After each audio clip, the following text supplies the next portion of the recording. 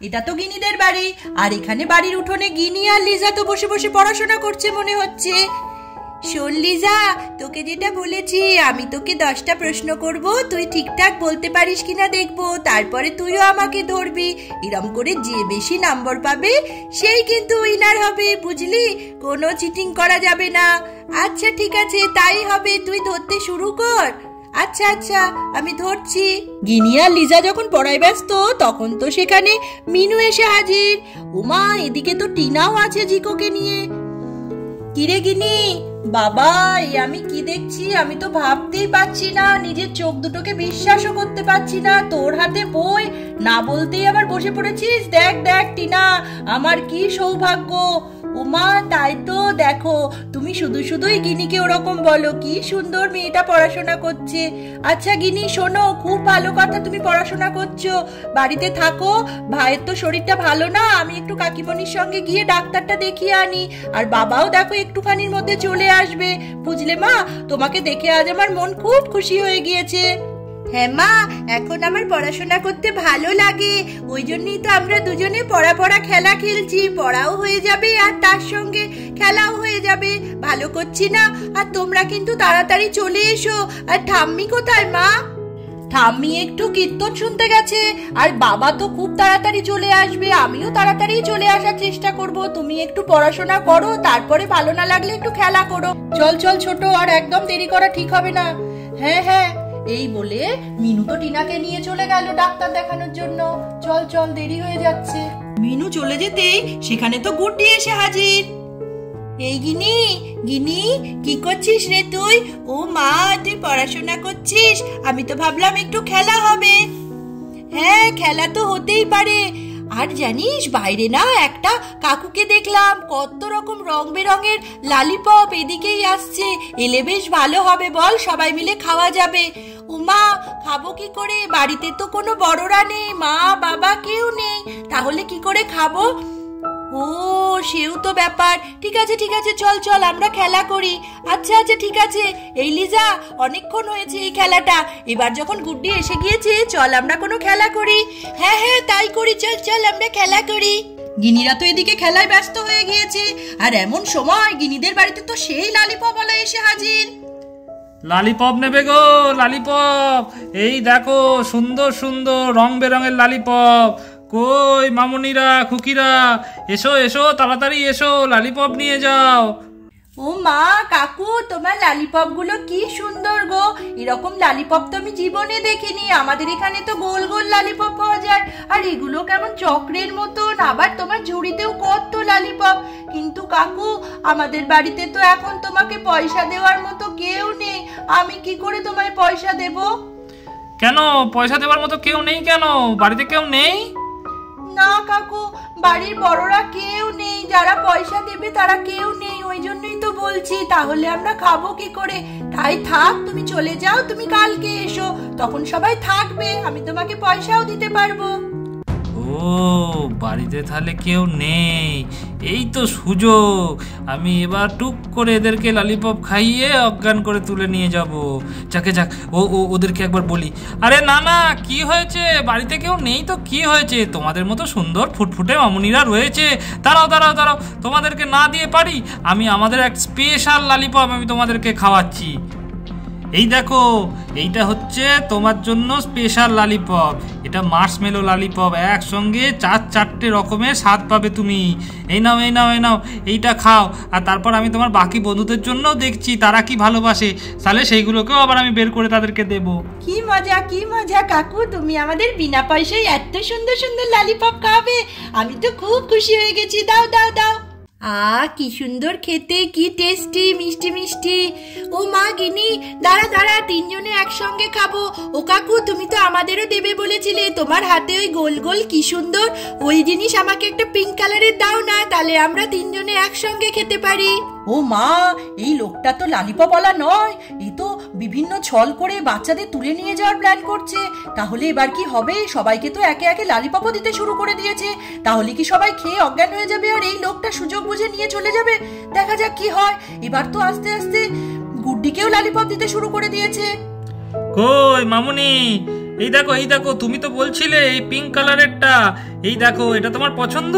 হ্যাঁ কাকু, খুব পছন্দ, আমি তো এটাই বলছিলাম। দাও দাও, আমরা তিনজন মজা করে খাই। হ্যাঁ হ্যাঁ হ্যাঁ, এই নাও এই নাও এই নাও, এইটা তুমি নাও। গুড্ডি তো লালিপপটা পেয়ে খুব খুশি। কি সুন্দর খেতে, আমার তো দারুণ লাগছে। যাই যাই, ওদিকে গিয়ে সবাই মিলে একসঙ্গে খাওয়া যাবে। তিনজনে তো আনন্দ করে লালিপপ খেতে শুরু করে দিল। ইমা, লালিপপটা খাওয়া মনে হচ্ছে ঠিক হচ্ছে না। এই শোন, তোরাও কি খাস না? আমার মনে হচ্ছে এটা অচেনা লোক। আমার মা তো বলেছিল অচেনা কারোর কাছ থেকে কিচ্ছু না নিতে, আর আমি তো ভুল করে নিয়ে ফেলেছি। তোরাও নিয়ে ফেলেছিস, খেতে হবে না। শোন, তোরা হাতে রেখে দে, মা বাবাকে জিজ্ঞেস করে তারপরে আমরা খাবো। আমরা তো এই কাকুটাকে কখনো দেখিনি। কাকুটা বিনা পয়সায় আমাদের শুধু শুধু লজেন্স দিচ্ছে। এটা নেওয়াও ঠিক না আর এটা খাওয়াও ঠিক না। তোরা কেউ খাস না। ও বাবা, এই মেয়েটা আবার কি বলে? অচেনা লোকের কাছ থেকে নিয়ে কিছু খাবে না। বাড়ির লোকগুলোও দেখছি সেরকম, একদম শিখিয়ে পড়িয়ে রেখেছে। আমি ভাবলাম সুন্দর করে তিনটেকে লালিপপ খাইয়ে একদম সুন্দর করে তুলে নিয়ে চলে যাব। এই মেয়েটা মাঝখান থেকে আবার ব্যাগড়া দিচ্ছে। দেখি বাকিগুলো আবার কি বলে। বাকিগুলোর কথা শুনলে তো খুব মুশকিল, তাহলে তো আমাকে অন্য রাস্তা নিতে হবে দেখছি। দেখি না না, একবার দেখি, আর একবার ভালো করে বুঝিয়ে দেখি। কই গো ও মামুনিরা, শোনো না, বলছি যে তোমরা কেন খাবে না গো লালিপপ? আমার লালিপপ খুব ভালো, আমি তো ভালোবেসেই তোমাদের দিলাম। তোমরা বললে পয়সা দিতে পারবে না, মন খারাপ করে দাঁড়িয়েছিলে। আমি ভাবলাম না না ঠিক আছে, বাচ্চা মেয়ে কেন খাবে না, সেই জন্যই তো আমি দিলাম। খাও খাও, দেখো কি সুন্দর খেতে। না না কাকু, তোমাকে আমি খারাপ বলিনি, তবে মা বলেছে অচেনা কারোর কাছ থেকে না খেতে। আর আমি ওই জন্যই চাইছি যে তোমার জিনিসটা আমার কাছে থাক, মাকে জিজ্ঞেস করে খাবো, না হলে মা রাগ করবে পরে। আর তোমাকে আমি খারাপ তো বলিনি। এই শোন, তুই এইসব বলিস না তো। এত সুন্দর দেখতে লালিপপ এখন কোনোভাবেই ছাড়া সম্ভব না। তুই পরে কাকিমাকে জিজ্ঞেস করে নিস। তোরটা তুই না খাস না খাবি, আমারটা তো আমি খেয়েই ছাড়বো। আমার খুব ইচ্ছা হচ্ছে খেতে। কিরে লিজা, তুই খাবি না? হ্যাঁ রে গিনি, তুই না রাগ করিস না, আমিও গুড্ডির মতন খাবোই ভেবেছি। তোর ইচ্ছে না হলে তুই খাস না, পরে বুঝবি তোর কতখানি লস হলো। কাকিমা এসে যদি না খেতে দেয় তাহলে তোর আর এত সুন্দর লালিপপটা খাওয়াই হবে না। আমি বাবা খেয়ে নি, চল চল গুড্ডি, আমরা খেতে শুরু করি। এই বলে লিজা আর গুড্ডি তো লালিপপ খেতে শুরু করে দিল। আরে আরে, এই তো খেলা ঘুরেছে, দুজন তো খাচ্ছে, কিন্তু এই মাঝের মেয়েটা ভারী বদ্দ, কিছুতেই খায় না। বন্ধুরা খাচ্ছে তাই দেখেও খাচ্ছে না। ঠিক আছে ঠিক আছে, আরেকবার আমি চেষ্টা করে দেখি। ও মামুনি, কই গো, দেখো তোমার বন্ধুরা খাচ্ছে, তো তুমিও খাও। দেখো ওরা তো খাচ্ছে, কিছু হয়েছে? আর আমাকে কি দেখে মনে হয় যে আমি বাজে লোক? দেখো দেখো দেখো, খাও খাও খাও, দেখো কি সুন্দর খেতে। না কাকু, আমি খাবো না। আমার মা না আসা অব্দি আমি কোনোভাবেই খাবো না। ওই তো বাকিরা খাচ্ছে, ওটাতেই তুমি খুশি হও। তুমি ভালো খারাপ কিনা আমার জেনে লাভ নেই, কিন্তু আমি এই লালিপপটা এক্ষুনি খাবো না, বুঝলে? এতবার বলার পরেও যখন গিনি খাবো না বলেছে, তখন তো ছেলে ধরা খুব রেগে গিয়েছে মনে হচ্ছে। আরে এই মেয়েটা তো দেখি ভারী অসভ্য। কি করা যায় এখন? ঠিক আছে, বাকি দুজন তো খাচ্ছে, খানিকক্ষণে অজ্ঞান হয়ে যাবে। ওই দুটোকে তো ঠিক আমি তুলে নিয়েই যাব, ও তো কাজ সোজা করেই দিচ্ছে। আর এই বেটাকে পিটিয়ে তুলে নিয়ে যাব। এদিকে তো ছেলে ধরা রেগে আগুন, আর এদিকে কি অবস্থা। গুড্ডি তো আস্তে আস্তে লজেন্সটা খেয়েই যাচ্ছে। আমার শরীরটা কিরকম করছে, আমি তো আর পাচ্ছি না দাঁড়িয়ে থাকতে। মাথাটা কেমন ঝিমঝিম করছে।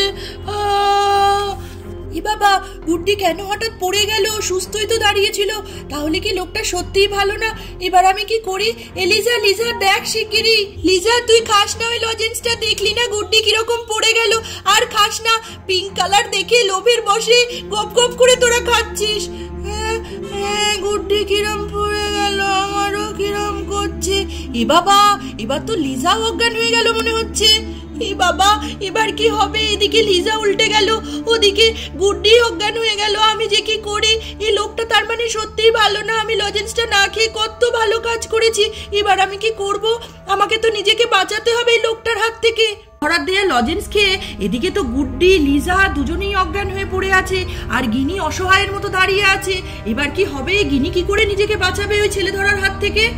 তুমি একদম ভালো লোক না, তুমি আমাদের বাড়ি থেকে চলে যাও। আমার বন্ধু দুজনকে অসুস্থ করে দিলে। ঠিক করেছি, আমি খাইনি, চলে যাও আমাদের বাড়ি থেকে। চলে যাব বলে তো আসেনি বাবা, আজকে তোদের তুলে নিয়ে তবে যাব। দেখ ওরা কি সুন্দর লজেন্সকে অজ্ঞান হয়ে গেছে, ওদেরকে তুলে নেবো, ওদের কোনো কষ্ট নেই, আর তোকে পিটিয়ে পিটিয়ে তুলবো, বুঝলি? এবার আমি কি করব? আমি কোথায় পালাবো? গিনি, এ গিনি, ওই তো মনে হচ্ছে বাবার আওয়াজ, বাবা এসেছে। দাঁড়াও দাঁড়াও, তোমার হচ্ছে। ওরে বাবারে, এ কি সমস্যা?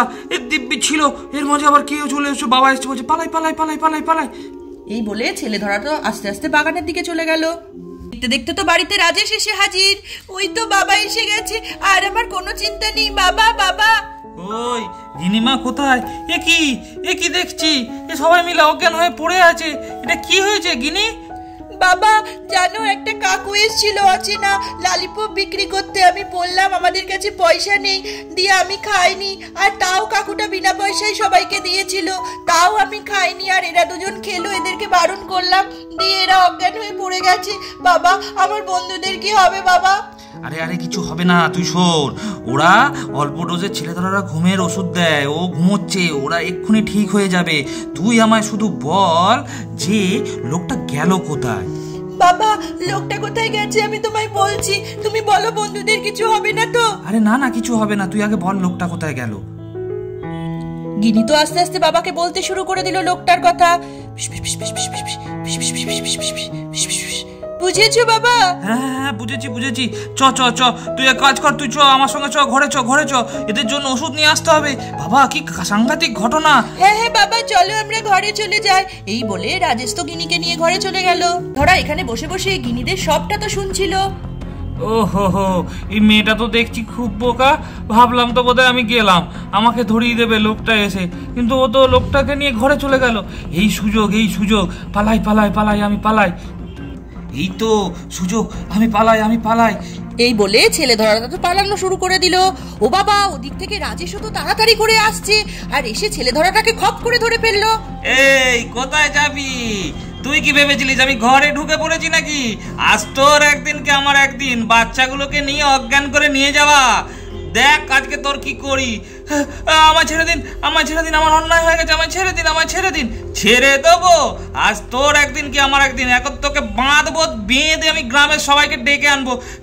না না না না, এরকম করবেন না, এরকম করবেন না, এরকম করবেন না, আমাকে মেরে ফেলবে সবাই। তোকে মেরেই ফেলা উচিত, তুই দেখ না তোকে কি করি।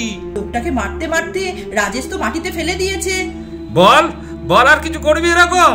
সমস্ত বাচ্চাদেরকে নিয়ে ছেলে খেলা, তাদেরকে নিয়ে গিয়ে বেঁচে দেওয়া, তোমার মজা আমি দেখাচ্ছি। গিনি তুই একদম চিন্তা করিস না, আজকে ওকে পুলিশে দেবো আমি, যাতে কোনোদিনও জেল থেকে বেরোতে না পারে। দেখতে দেখতে মিনুও তো বাড়ি চলে এসছে মনে হচ্ছে। গিনি, এই গিনি, ও মা এ কি তুমি এখানে দাঁড়িয়ে? এই লোকটা এখানে পড়ে আছে, আর ওদিকে লিজা গুড্ডি এরা লালিপপ নিয়ে উল্টে পড়ে আছে। হয়েছেটা কি? আমার তো কিছুই মাথায় ঢুকছে না। এসব কি ঘটে গেল একটুখানির মধ্যে?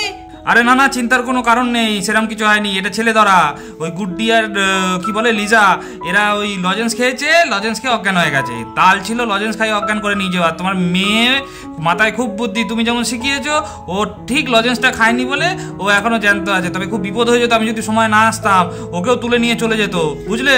বলো কি গো, আমার তো হাত পা ঠান্ডা হয়ে যাচ্ছে শুনেই। এইসব দিনে দুপুরে বাচ্চাদের তুলে নিয়ে যাওয়ার প্ল্যান, আমি তো ভাবতেই পারছি না। ঠাকুর আছে গো, ওই জন্য সঠিক সময় তুমি চলে এসছো। গিনিমা তুমি যে বুদ্ধি করে লজেন্সটা খাওনি, তোমাকে যে কি বলে ধন্যবাদ দেবো কি আমি বলি। হ্যাঁ মা, তুমি একদম চিন্তা করো না, আমি খুব ভালো আছি। আমার বন্ধুরা সুস্থ হলেই আমি এখন বাঁচি। আমি তো বুদ্ধি করে বাবাকে এই ছেলে ধরাটাকে ধরিয়েও দিলাম। তাহলে দেখতেই পেলে বন্ধুরা, আজকে ছেলে ধরাটার হাত থেকে গিনি নিজেকে কিভাবে বাঁচালো, আর বাবার হাতেও ছেলে ধরাটাকে কিভাবে ধরিয়ে দিল। এরকমই আরো সুন্দর সুন্দর ভিডিও দেখতে হলে অবশ্যই চ্যানেলটিকে সাবস্ক্রাইব করে দাও এখনই। আর ভিডিওটি ভালো লাগলে লাইক আর কমেন্ট করতে ভুলবে না। আজকের মতন এইটুকুই, টাটা বন্ধুরা।